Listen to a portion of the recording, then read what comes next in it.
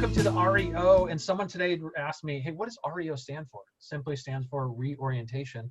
And so tonight we just take some time to catch up and say hello to one another, obviously through Zoom this year, but remind ourselves of some of the things and practices that we use around Jessica's house. And I know there's some volunteers that are kind of on the list to become new volunteers for Jessica's house. And we're thrilled that you're here too, to hear a little bit about how Jessica's house operates and some of the things and culture things that we do in and outside of the house as a team. So with that, I'm going to let Aaron share just a little bit about a family that came to Jessica's house for a season and share a little bit of our evening.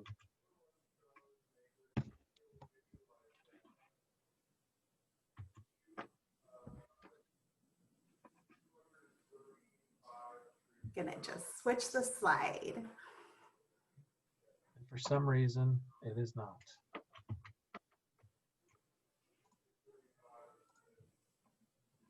My apologies. That's okay. I'll just jump in because some of you guys may remember Michael, who was in our group, and maybe you had him or one of his kids. And after Michael's wife died, really suddenly he came to us and he told us that Jessica's house, it changed his whole world. And so tonight, we're just here to remember that we're here to change the world of these grieving families that we get to be with. It's really such a gift to be able to be here with them and just to support them in all the ways that we can. And whether you've been with us since we opened in 2012 or somewhere in between, or you're just starting, we are so thankful that you're here. What we do at Jessica's house is just that really simple peer support, and we hold space for the pain that people go through after they lose somebody close, like Michael did with his wife, and having two little boys that didn't have a mom anymore here on this earth and missing their physical presence with them.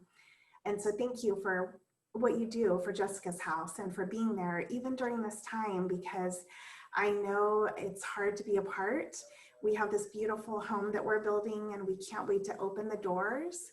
And so thank you for being here tonight, for spending your dinner hour with us, even though there's no food.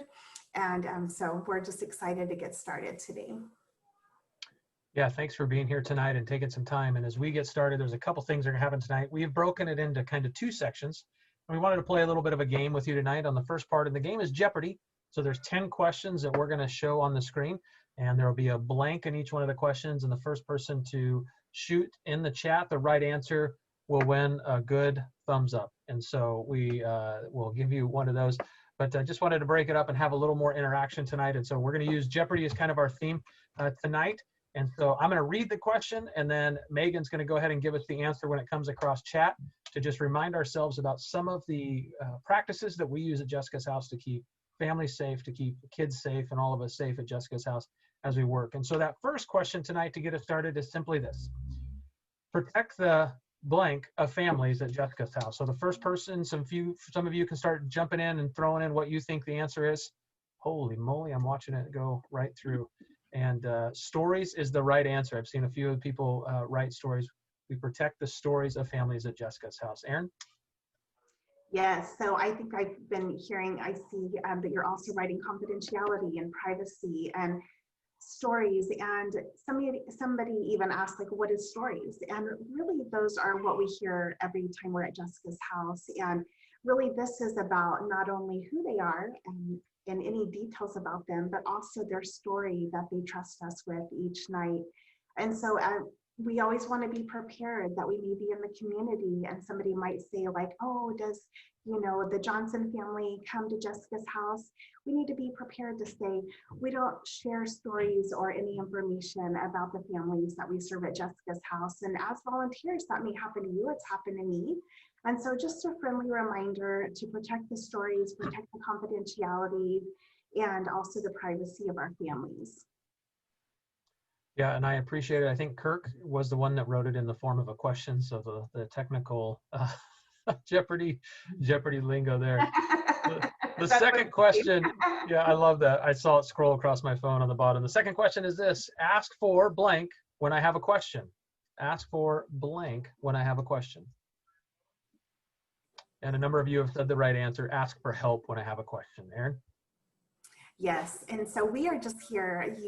Our staff is here. We're here to help you. If there's ever anything that happens in group and you have a question about it, just know that we're here to answer any questions. And you may even think of it after group is over, but just please call us. We're really here to just support you and the work that you do. You know, Jessica's House is really, you guys are really the heart of what we do. We have only a very small staff. Most of what we do in group and what we do to support grieving families is really you using yourself as an instrument of healing.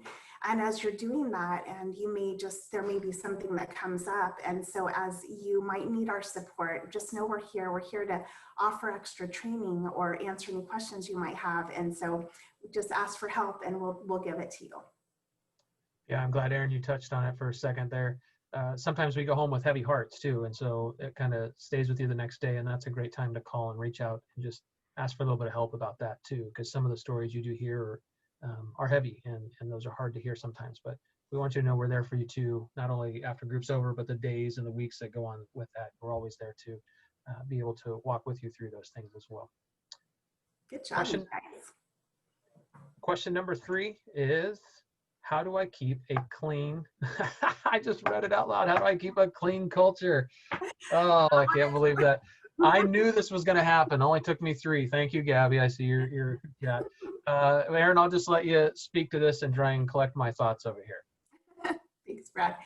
So we've talked about clean culture. Actually, we just talked about it earlier this week, even when we touched in, and or I guess that was last week, was that Friday, when we talked about just, you know, what do we do if there's something that we need to talk about, and maybe you're working with a volunteer and maybe there's something that's going on, and we just ask that you talk to that person early and often, and that if you need any support with that you know that we're here to help you. And we were just talking about kind of our unofficial policy that we have, that we do with so much encouragement through writing and through maybe emails or texting. But if there is something that really needs to be talked about, and it is maybe a conflict or something that's going on, we really want to take the time best we can to, I guess in today's day and age, we'd have to pick up the phone, but face to face. And so that's just something that we really like to do as staff. We really try to do that as much as we can, just clarifying, just, you know, touching in and just saying, hey, is everything good? I mean, I'm so sorry. I was in a hurry this morning and I didn't, you know, really sit down and hear what you were really asking me. Just, you know, apologizing right along. And also, if anything goes on, we want to keep this organization as clean as it can be, and just that compassion and empathy that we have for each other, that it's always growing. Yeah, and I've shared this with a number of you over the years. Having been at Jessica's House for 8 or 9 years now, there's definitely been nights where I've had to grab a staff member or grab a facilitator and say, hey, I just need to touch base on this or that happened through the evening. And so it does happen, but we just want you to know we try and just take care of those things. And they happen in groups from time to time. So we appreciate that. Question number 4, I'm not going to read the answer. No taking blank of kids or artwork at Jessica's House. All right, you guys got it. Yes, photos. So we don't take photos. I mean, the kids, I mean, they're amazing, and they may create something that you really want to share with someone or on social media. Even our chalkboard a lot of times is full of kids' expression, and it's just really like you want to save it and you want to remember it. But we just don't take any photos of kids or any of their artwork. Even if you have a kid and their back is turned or anything like that, sidewalk chalk outside, we just really try to keep our phones away during that whole time that we're there at group, 3.5 hours. And so just remembering no photos. Hey, Aaron, you and I touched base a couple days ago about this, and we want to just take a few moments just about the whole phone piece with virtual groups, but also just at the house at the news center. Can you speak to that for a minute? Sure. Oh, you guys, we're building you the coolest locker room. I'm so excited about it. But you'll be able to bring your stuff in from your car and not have to shove it in the little refrigerator in my office. And so you guys, we're going to have off just a place for you just to put your stuff down. And we just ask if you can just, we know that there are special circumstances, but leaving your phone in that locker room where it will be safe. And also just right now, we don't know when we will cease using Zoom as the major way we do group right now. But even during group, I know it's hard. I mean, we're all in Zooms quite a bit of the day, many of us. And so that solar that we learned even in our first training, which is sitting down, opening up our posture, leaning in, having eye contact and relaxing, we want to do that in Zoom as well. And so have you ever been in a Zoom and you're noticing that someone is scrolling through something on their phone? But at Jessica's House, being really engaged and present to our families and also to each other during post-meeting and pre-meeting, and just staying present. Which takes us to question number 5, which is allow blank to approach you in public. Allow blank to approach you in public. And that's right, families. Allow families to approach you in public is number 5. Yes, and this really goes back to 2012 when Dr. Donna Sherman came and taught us, and we'd never really heard this before. And she said when they're out and about, they don't approach their families from the Dougie Center in public. And we had such a small community, and it was really hard to imagine that. But just allowing them to have just empowering them to be the one who does that. And they will come up to you, right? I mean, you're in the grocery store and they're running over and saying hello. But just in case, we never know, we just allow them to make that first engagement into letting us know that they're there. And so if you see them, just letting them just have their privacy, because we don't really know if they want everyone to know that they come to Jessica's House, so it can break their privacy and their confidentiality if we're acknowledging them in public. Yeah, and I remember Donna Sherman saying years ago that sometimes they don't want to talk about it with the person they're with in public. So if I approach them and say, hey, Mike, it's good to see you from Jessica's House, then they have to explain, well, how do you know Brad, or what's this Jessica's House thing? And so again, just respecting their privacy when we're in public. Number 6, we don't have contact outside of Jessica's house. We don't have contact outside of Jessica's house ever. So with families. With families. So, yes, with the families. And so you will get invited to baby showers and birthday parties and ballet recitals and football games. And we just try to say that unless you have a previous relationship, which can happen, we're not having that contact, whether that's through texting or some kind of direct messaging, or having that contact with them outside of Jessica's house, and just really making sure that we keep that. And so that's just one of those hard and fast rules that we have. Number 7, please do not bring blank to group. All volunteers outside must be cleared. It's a little tricky here. Please do not bring blank to group. All volunteers outside. Your kids, I love it. Yes. Yeah, so others, every person that comes to Jessica's house, and we'll have such a larger space now, and anybody that comes in, we always want to make sure that they're cleared and that they're a safe person to be in the house. And so we just ask that if you do have friends or family members that would like to become a volunteer, they'll go through that same volunteer process that you have, and that we don't ever bring guests or anyone else to Jessica's house when we come to volunteer, including kids or our friends, our neighbors. Number 8, please don't blank in the middle of group. If you can't make the entire group, it's better to call out. And that's right, leave. Please do not leave in the middle of group. If you can't make the entire group, it's better to call out. Yeah, so 3.5 hours, that's such a big commitment, and we really know that. But we want to make sure that you can stay for the whole pre-meeting when we're introducing families and getting ready for group, and then also that post-meeting. That's so important as we really debrief together and we're able to connect with volunteers and really hold those hard stories together. And so we just ask that if you can't be there the whole time, it's okay, things happen, but just let us know and then we can find a sub for you. Number 9, grief is a blank to loss. Grief is a blank to loss.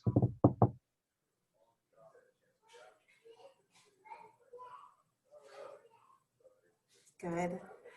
All of our Alan Wolfelt fans, he's emailed me on Sunday and has been such a good friend. And he says grief is a natural reaction to loss. And it is natural. And we know that when we're doing what we're doing at Jessica's house is just allowing for that natural reaction and holding that space and together, and then also just connecting them. Facilitation, it means facilitate means make easier. So we're just making it easier for them to connect with their peers that have a similar story. And the last question on our Jeopardy style, number 10, advising. If we want advice, we will ask our group. We will blank advice unless asked.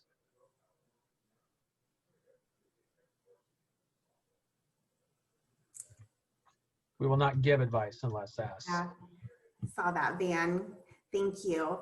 Yes, and so that's just one of those, I think that just brings so much safety to the group, right? So especially in the adult group, our young adults, our teens, if they want advice, because grieving, you know, our grieving families, they teach us that they're getting a lot of advice. And so knowing they're coming into an advice-free zone can feel really good. And so, but sometimes they just want to ask, like, what would you do? Like, my husband's not here anymore and I don't really know what to do with my son in this area. What would you guys do? And that goes on so much in group, but we also don't want people to say, well, you should do this. And because it can really shut down that openness in a group and it can prevent them from going deeper in that conversation. Yeah, and as we kind of wrap up this point, there's a great video that goes along with this that we've shown at trainings and other times around the house, and you might have seen it. It's by Brene Brown. And so we just want to remind ourselves of why we don't do some of the advice giving in groups, but just come alongside, as Aaron said, and companion and make easier with grief that people are walking through. And so let me show you that now.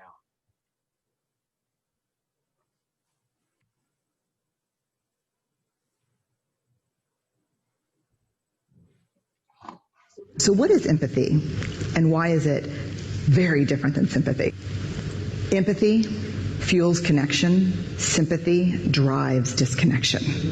Empathy, it's very interesting. Teresa Wiseman is a nursing scholar who studied professions, very diverse professions where empathy is relevant, and came up with 4 qualities of empathy. Perspective taking, the ability to take the perspective of another person or recognize their perspective as their truth. Staying out of judgment, not easy when you enjoy it as much as most of us do. Recognizing emotion in other people and then communicating that. Empathy is feeling with people. And to me, I always think of empathy as this kind of sacred space when someone's kind of in a deep hole and they shout out from the bottom and they say, I'm stuck, it's dark, I'm overwhelmed. And then we look and we say, hey, you climb down. I know what it's like down here, and you're not alone. Sympathy is, ooh, it's bad, no, you want a sandwich? Empathy is a choice, and it's a vulnerable choice, because in order to connect with you, I have to connect with something in myself that knows that feeling. Rarely, if ever, does an empathic response begin with "at least." Yeah. And we do it all the time, because you know what? Someone just shared something with us that's incredibly painful, and we're trying to silver lining it. I don't think that's a verb, but I'm using it as one. We're trying to put the silver lining around it. So, I had a miscarriage. Oh, at least you know you can get pregnant. I think my marriage is falling apart. At least you have a marriage. John's getting kicked out of school. At least Sarah is an A student. But one of the things we do sometimes in the face of very difficult conversations is we try to make things better. If I share something with you that's very difficult, I'd rather you say, I don't even know what to say right now, I'm just so glad you told me. Because the truth is, rarely can a response make something better. What makes something better is connection.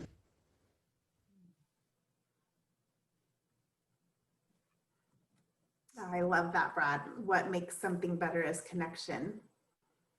That's what we do at Jessica's House. Is really, we want to bring people together and help them connect. And so much of what you do as a facilitator, as a volunteer, is to make connections. And it brings so much strength to a child's life when they feel connected to a trusted adult, when they feel connected and not alone in their story, and when they can express what they're going through and it won't be shut down. Yeah, and we're excited about just that next phase of Jessica's House with the new building. And Davis, are you able to jump on here and touch in on this, my friend? Megan, if you can allow him to chat.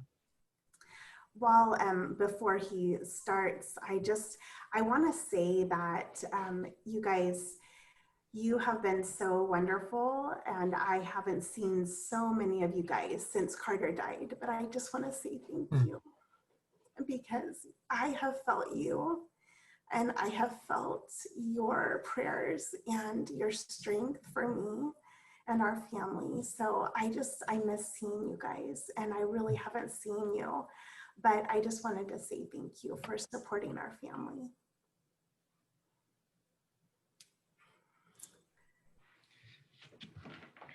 Yeah, thank you. So I just want to introduce the sponsor building block, and if you haven't heard of it before, it's an opportunity for you or anyone in the community to sponsor a building block that's going to be featured like an art piece in our home. So you can do this block, sponsor this block in memory or in honor of a loved one. So you can write a brief message on a block that's going to be displayed in the dining room, and you can come see the other blocks that people have sponsored as well. Yeah, and all that information is available on the webpage, and you can see some other examples. I just pulled up the header of it today or tonight for us, and wanted to let you see that. Hey, and some of our friends over at Cornerstone Covenant have created a little bit of a video of the building process, and so we want to take just a couple moments to kind of catch some of you up to speed on kind of what's been happening the last few months over there. And this is taken about, the last piece of it's taken about a week ago, but it'll give you kind of a neat piece to see what's been happening over at the build site.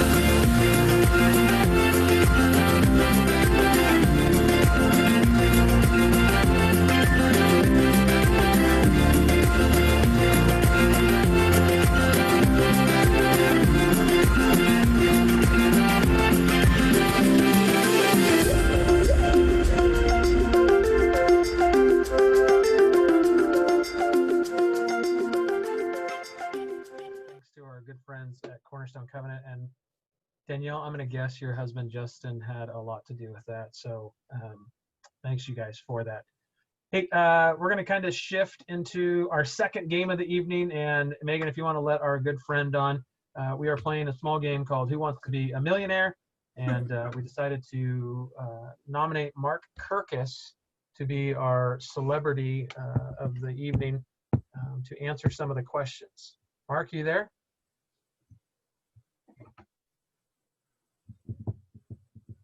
Can you hear me? There you are. Oh, there he is. I hear the voice. Are you going to come on Dang camera? it. I don't know. How do I do Your that? camera There is you on. go. There you go. All Oh, right. that's cool. All right. So Mark, I just want to remind you, there's going to be 5 questions. We talked on the phone about this. You have 1 lifeline. You can pool the audience and they'll give you their best answer and you can go off that. 1 lifeline on this. And for every answer right you get, we're going to allow you to give away some swag from Mark Kirkus Electric to all the volunteers. So we're just going to tell them to stop by Kirkus Electric over there on Broadway and they can pick up whatever. It's MK Electric, by the way. MK Electric, my apologies. MK Electric. But your name is Mark Kirkus, so I thought it was, there we go. All right, you ready, Mark? I'm ready. All right, question number 1. As we talk about what is trauma-informed support, we started out with kind of a hard one, Mark. We ask what happened to you and not what is blank with you. Right, wrong, happening, or going on? What happened? Not what is wrong with you. Please don't put any answers in the chat. We don't want I said, and not what is wrong with you. There you go. That's right. Aaron, you want to go ahead? Oh my goodness, that was really good, Mark. I thought we might have stumped you on that one. But as we think about trauma-informed support, and we're always asking that question, you know, what happened to you, not what's wrong with you. And sometimes when we're focused on behavior, we can forget that the behavior is teaching us that something happened to them. And so as we're working with kids and even adults, we're asking that question, what happened to you, and not what's wrong with you. Very well, Mark, very well. And if you can, hold the answers in the chat just so Mark can't pull an answer from there. So question number 2, Mr. Why Mark. are you ruining my fun? Oh, I honestly said to someone on staff, I want to try and stump Mark. So we have a little side bet. So here we go. Number 2, the mission of Jessica's House. The mission, Jessica's House provides support in a safe place for children, teens, young adults, and their families grieving a death, because no one should grieve by themselves. Alone. Oh, well, gee whiz, look at this guy. Very good, Mark. Very good, Mark. Well, that is very true. And this is our mission. And right now our safe place is on Zoom, but we can't wait to have a physical safe place. And knowing that no one should grieve alone, that is our heart, is that we would be able to have all of the grieving families who need us can walk through our doors, and that no child would grieve alone. Mark, question number 3. Now you're up to about the $3 dollar amount. Grief first morning. Grief represents some of the blank thoughts and feelings when we have someone die. External, internal, personal, or deep? Oh, that's a good one, because I'm gonna go with. Remember, you have one lifeline out there. It's Mr. either Mark. internal or personal, and those are kind of the same. I'd say personal. Yeah, it's close.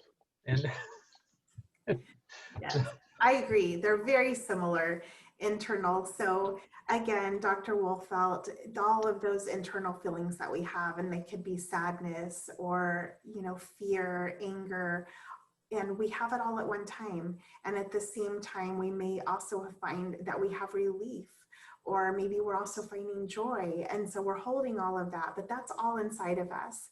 And the way we heal is that, can I go to the next thing? I don't know if the next question. it's the next question. Oh, okay, never mind. Yeah, sorry. I'm gonna stop talking. Hey, Aaron, you said one thing in there that I just, you and I talk about a lot, and sometimes one of those feelings is relief. Can you just touch on that for a second? Sorry to put you on the spot. Yeah, so we were talking about this just along the way because a lot of times grieving children will kind of feel shame if they have a feeling of relief. And we may see this in all kinds of deaths. But when they feel that, they also may also be missing that person as well at the very same time. And so we always want to normalize that we can hold all of that at the same time. And that relief may just be part of that grieving process, and regret and all kinds of, different ways that we feel after someone dies. Okay, Mark, question number 4. Grief first mourning. Again, the flip side. Mourning is what we do when we take the grief we have on the inside and express it to the outside. You already gave me the answer. Hey, Yeah. I wanna go back to the other one. Personal and internal are the same thing. I want a new judgment on that. Well, we'll let people weigh in on the chat whether you should have got credit for that or not. And so yeah, my apologies. Mourning is what we do when we take the grief we have on the inside and express it on outward or outside. He gets credit, Edlin. Yeah, that's good.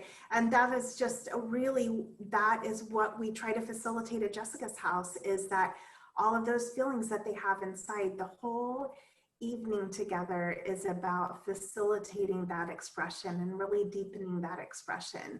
So a lot of the times that we're doing priming and we're doing some brainstorming about what are some of the feelings in grief. And so if maybe sad is one, what color would that be? Can you make sad with some clay?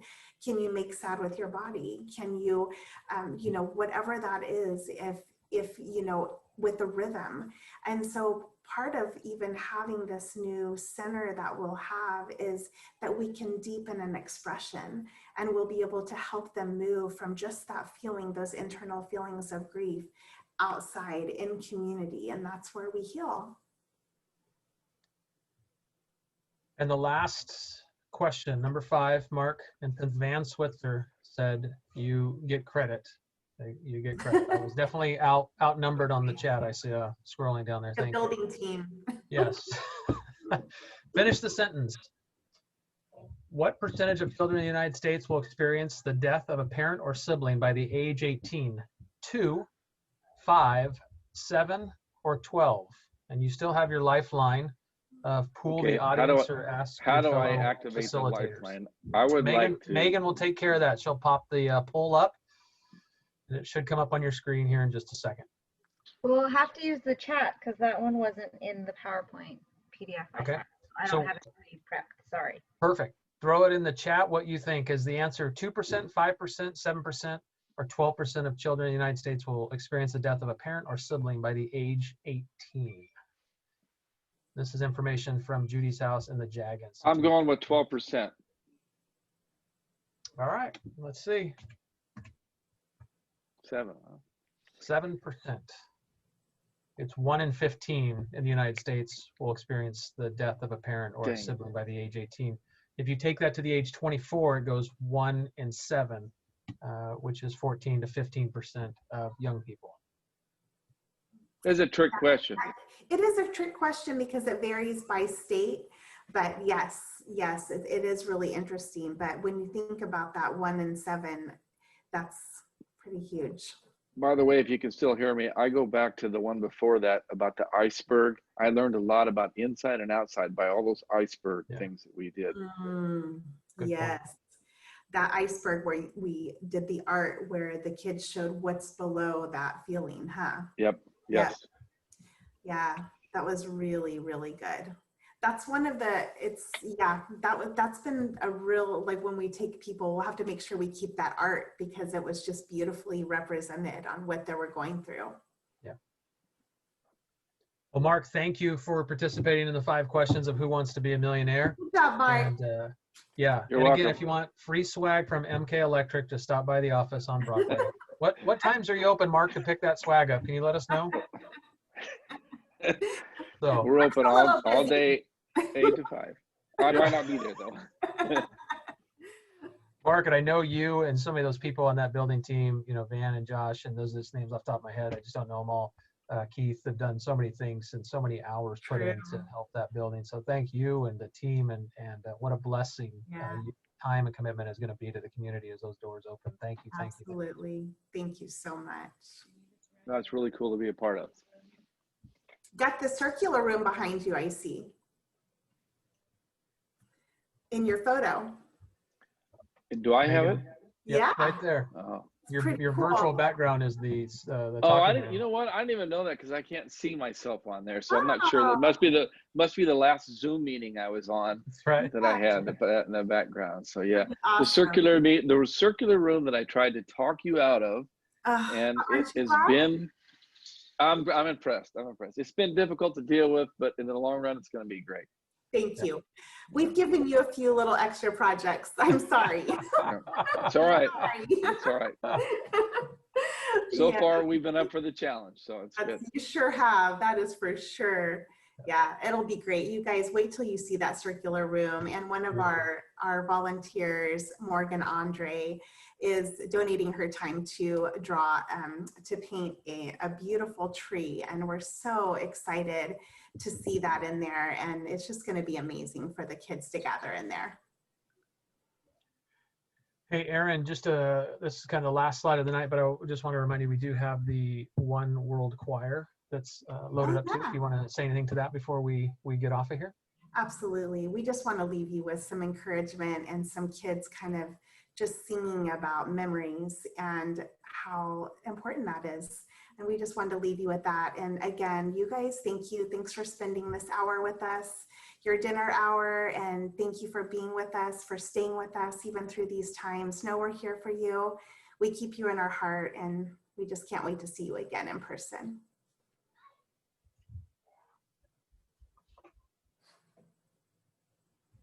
Dum dum dum dum dum dum dum dum dum dum dum dum dum dum dum dum. Here's to the ones that we got. Cheers to the wish you were here, but you're not. 'Cause the dreams bring back all the memories of everything we've been through. Close to the ones here today, close to the ones that we lost on the way. 'Cause the dreams bring back all the memories, and the memories bring back you. There's a time that I remember when I did not know no pain, when I believed in forever and everything would stay the same. Now my heart feel like December when somebody say your name. 'Cause I can't reach out to call you, but I know I will one day. Yeah. Everybody hurts sometimes, everybody hurts someday. Yeah, but everything will be alright. Go as your voice will say. Hey, here's to the ones that we got. Cheers to the wish you were here, but you're not. 'Cause the dreams bring back all the memories of everything we've been through. Close to the ones here today, close to the ones that we lost on the way. 'Cause the dreams bring back all the memories, and the memories bring back you.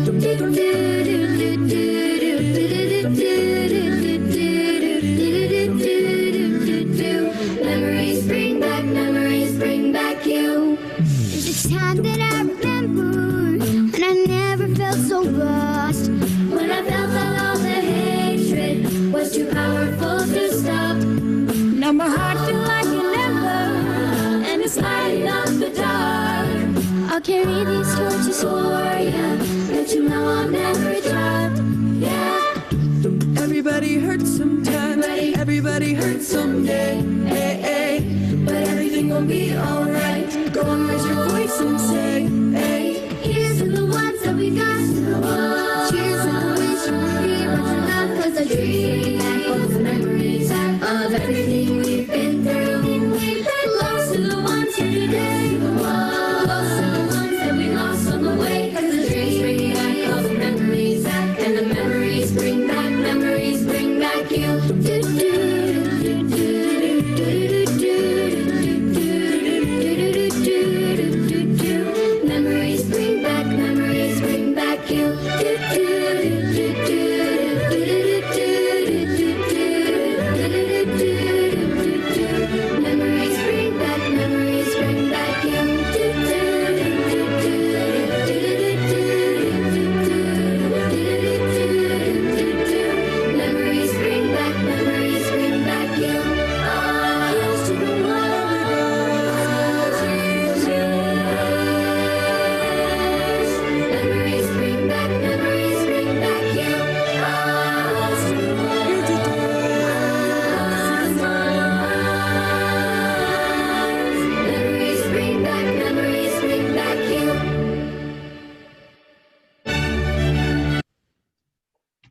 some of you in the chat have asked, who is that? It's a song by Maroon 5 called Memories, and that is the One Voice Children's Choir. YouTube, boom, right there. I don't know if somebody was able to put it in the chat, but that's what it is. It is Memories by Maroon 5, One Voice Children's Choir. Thank you, guys.